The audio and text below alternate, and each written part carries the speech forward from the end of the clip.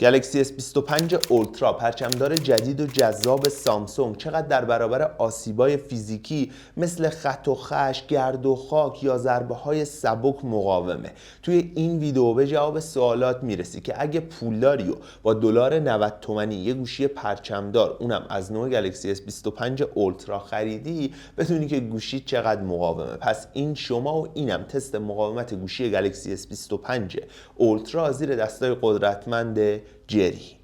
I was going to start off this video with a joke about just reusing last year's Galaxy S24 Ultra in this year's S25 Ultra durability test video. But then I remembered what I did to last year's S24 Ultra and how little of it was left. Both Apple and Samsung have been on a titanium kick lately, which I approve of. I love titanium. Both companies just basically add a bit of the aerospace grade material to the exterior, which is fine.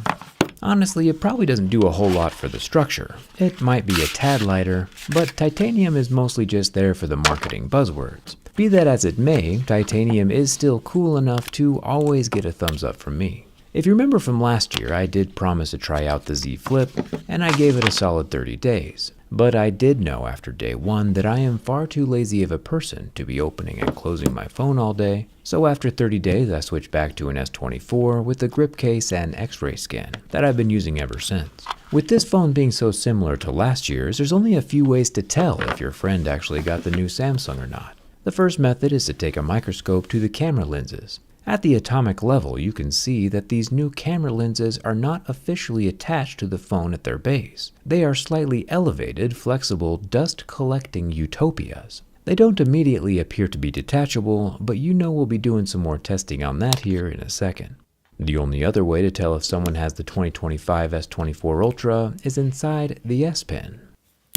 See, Samsung upgraded the internals of the S Pen with a downgrade, removing all of the Bluetooth hardware. Yeah, it does still have the coil of copper on the tip, so the digitizer on the screen can sense its presence, so the pen can still do all its doodling. But now the S Pen no longer has the ability to do air gestures, or act as a remote camera trigger, or even change the slides on a PowerPoint presentation, due to that lack of low-power Bluetooth. It also no longer has an internal battery at the back end. Surprisingly, it still has a slot for the battery, but the batteries are not included.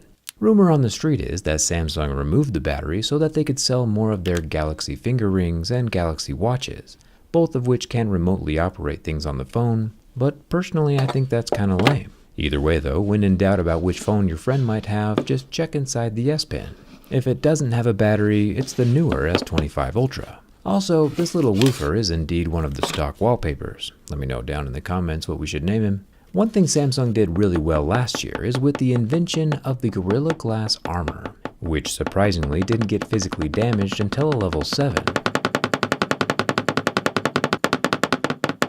However, as we work our way up the most scale of hardness, this time on Gorilla Glass Armor 2, we can see quite a few scratches at a level 6 with deeper grooves at a level 7. The markings down at level 2 just rub away, so we won't count those.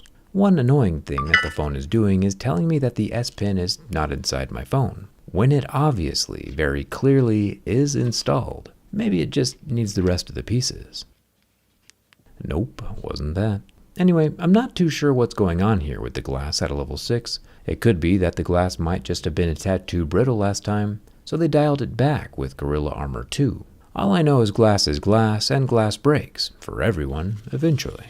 I'm a massive fan of the totally flat screen though. The 12 megapixel front-facing selfie camera is a hole punch into the center of the screen, right below the razor-thin earpiece slit. The only way to truly keep your screen scratch-free is with a layer of protection, like from the Prism 2.0 from my channel sponsor D-Brand. I can snap the applicator tray in place, pull the lower tab, swipe my finger down the middle, and in less time than it took Samsung to design this year's S25 Ultra, I have a perfectly aligned screen protector that prevents 100% of screen scratches on your new $1,300 investment, while also doubling as a layer of impact protection for the glass underneath. Every order comes with 2 screen protectors, and at the rate Samsung is innovating, you'll probably be able to use the same glass on your S26 Ultra next year.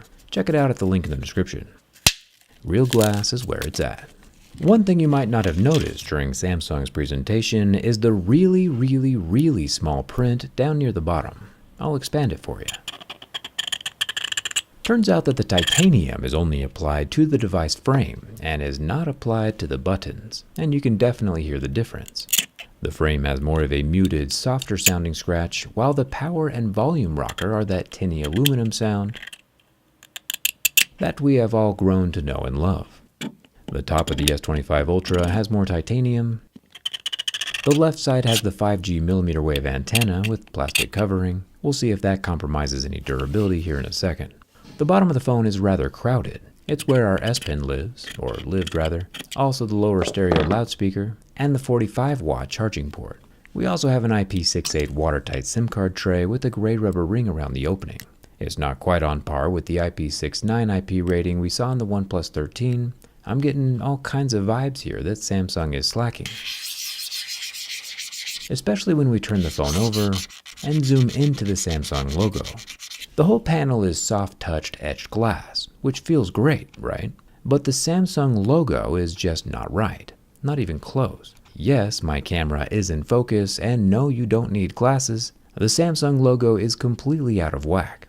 And speaking of whack, remember, I do like Samsung, I use one as my daily driver, but this camera lens situation is giving me some pretty insecure vibes, like an IRL Instagram filter or a lifted truck. The top 50 megapixel ultra-wide camera has a large metal purely aesthetic ring around the glass. The middle 200 megapixel camera has the same large pronounced metal ring, along with the lower 50 megapixel 5x telephoto.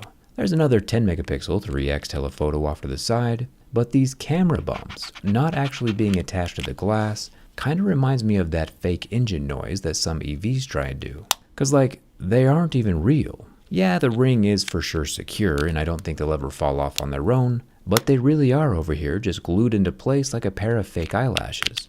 Razor blades historically aren't the strongest of pry bars, but even so, my jerry-rig razor knife is 2-0 for popping off Samsung's fake camera lenses without breaking. The third one started to peel up the back glass, which would have started the teardown video early, but since we haven't finished the durability test yet, I'll hold off for now.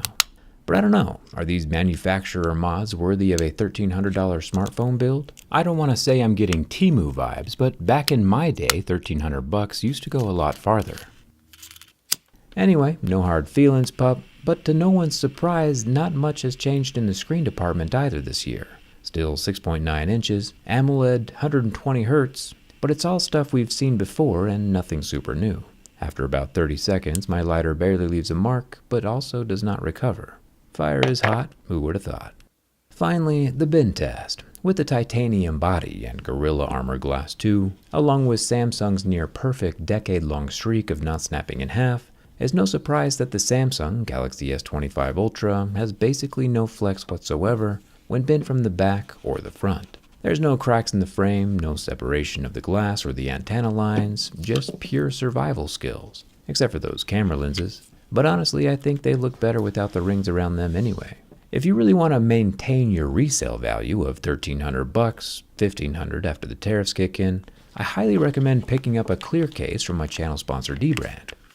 As you can see, it's got no MagSafe magnets, and like pretty much other clear case you've ever owned, is obnoxiously pre-yellowed for your convenience. Oh, wait, sorry.